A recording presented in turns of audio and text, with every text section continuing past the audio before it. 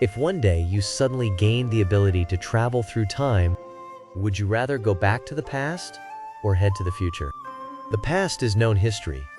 You could utilize modern knowledge, take advantage of information gaps, and be ever successful. The future holds infinite possibilities. You could break through the limitations of the era and possess technology and ingenuity that people today wouldn't even dare to imagine. Stop being silly. Only kids make choices. Adults simply don't believe such good things exist.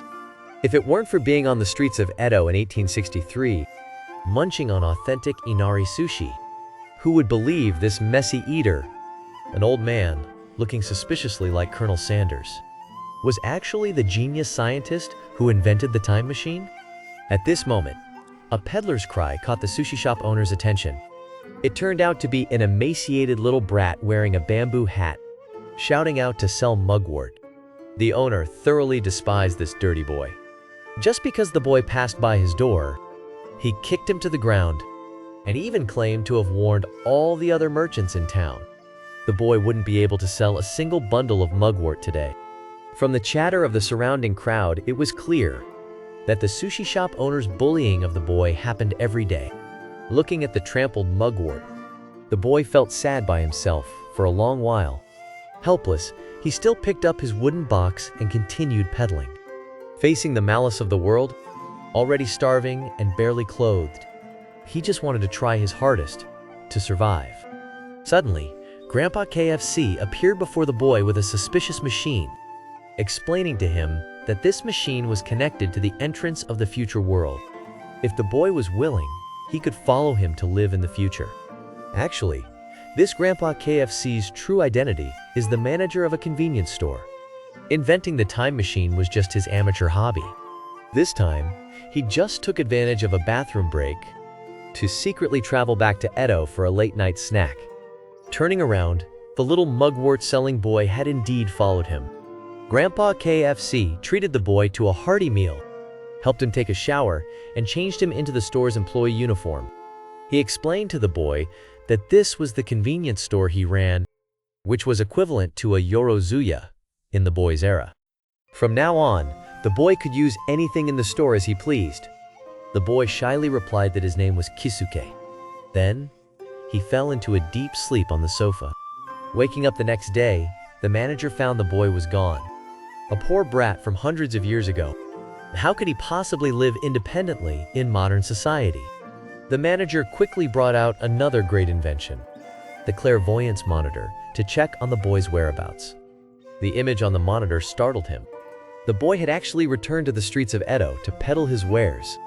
A mother and daughter were walking on the street. The little girl was playfully kicking stones and accidentally broke the strap of her wooden clog. Kisuke, who was nearby, showed off his skills and fixed the clog in just a few moves. Looking closely, the material was actually a USB cable. Having never seen such a novel and unique shoe strap, the girl jumped up and down with joy. A despairing painter wanted to take his own life. Having pursued the ultimate in color his whole life, he couldn't recreate the perfect red in his mind using mineral pigments. Hearing this, Kisuke confidently pulled out a handful of lipsticks. Every shade was available. The painter was so shocked he bowed down in worship. A young housewife was crying tearlessly. Her absolute favorite kimono was covered in cat hair that was difficult to clean. Kisuke brought out cockroach sticky traps.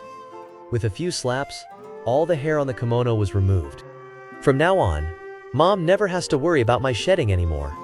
How should I put it? He used a cheat, but used it completely wrong. Grandpa KFC outside the screen was also shocked. I did say you could use the things in the store freely, but I didn't expect you to sell them back in Edo. And you didn't even read the instruction manuals. However, looking at the boy's determined eyes, whatever, let him be. Just like that, the boy peddled on the streets of Edo during the day and used the time machine to return to the convenience store at night to restock, handing over all the income he earned. Soon, the story of the Yorozuya spread. A young boy and his bizarre goods became the talk of every street and alley in Edo. One day, a tall man wearing a basket hat came admiring his fame. But before he could even speak, he fainted from heat stroke in front of the stall. The boy hurriedly brought the man to the shade to administer first aid. After a bucket of cold water was poured on him, the man finally woke up. But when he tried to take off that unventilated basket hat, the man resisted desperately, refusing to show his face. "Even if I suffocate today, die out here, or get a face full of heat rash, I will not take off my broken basket." Kisuke even shared some chocolate beans with the man to help him regain his strength, and gave him a super large plastic bag to use as a raincoat. Finally, he gave him some of the mugwort he was originally selling. After all, this was his true profession. Mugwort's heat-clearing effects would also be very helpful for nursing the man's body. As a result, the next day, the man appeared before Kisuke with a huge sum of money. It turned out the man he conveniently saved yesterday was actually the current shogun. The shogun had also heard the rumors about the Yorozuya circulating in town, which was why he disguised himself to go out and see the excitement. The shogun was very grateful to Kisuke for saving his life, and claimed his mugwort was highly effective. He generously told Kisuke, "If you have any wishes, just ask." Kisuke pondered for a moment. Besides hoping the shogun could teach him how to write, he made an unreasonable request. That night, the sushi shop owner who always looked down on Kisuke came looking for trouble again. The originally destitute brat had suddenly struck it rich, which made him burn with jealousy. He wanted to teach Kisuke a harsh lesson and force him to reveal the source of these goods. As a result, right after opening the door, he was caught red-handed by ambushing samurai. It turned out that what Kisuke asked the shogun to do was to arrest the thugs with malicious intent towards him. But when the samurai subdued the thugs and looked back, Kisuke was nowhere to be found in the room. Grandpa KFC saw through the monitor that Kisuke had once again used the time machine to return to the convenience store, perhaps feeling that this had even alarmed the shogun and that history would be rewritten if this continued. He decided to have a good talk with Kisuke this time. But upon opening the door, inside there was only the neatly folded convenience store uniform, the large amount of cash he received from the shogun, and the bamboo hat that Kisuke had always worn. Written crookedly on it using the words he had just learned was, "Thank you very much." In a small alley in Edo, a fully satisfied Kisuke smiled knowingly. Thanks to the old grandpa's time machine, he had paid off his debts and driven away the bad guys. Now his life could finally get back on track. He could comfortably go back to being an ordinary mugwort merchant. Destroying the time machine with his own hands, Kisuke walked alone into the night. From then on, there was never again a magical Yorozuya on the streets of Edo. There was only a hard-working boy walking the streets and alleys, peddling mugworts. This story, The Convenience Store Boy, is a short manga published by Kei Ogawa in 2020. It's obviously a very common time travel premise, but reading it feels like you clearly know where the hole is, but he just won't go in. Playing pachinko. We can all travel infinitely between Edo and modern times. Never mind studying history first and going back to cause a few epoch-making major events. You should at least dig up a few antiques to bring back to the 21st century to auction for big bucks, right? At the very least, even if you just want to be a petty merchant, are there really no better things to sell than lipstick, sticky traps, and data cables? Bring back a couple of adult magazines. Maybe Tokyo could mature 200 years earlier. But even so, the honest people of Edo still gave him a lot of face. The naive shogun gave him freebies directly. Just when I thought what was bound to happen was finally coming, it turned out Kisuke didn't keep his cheat. He directly smashed the time machine. Let me ask, who hasn't fantasized about a life that suddenly gets a cheat? Superpowers awakened. Isekai transmigration.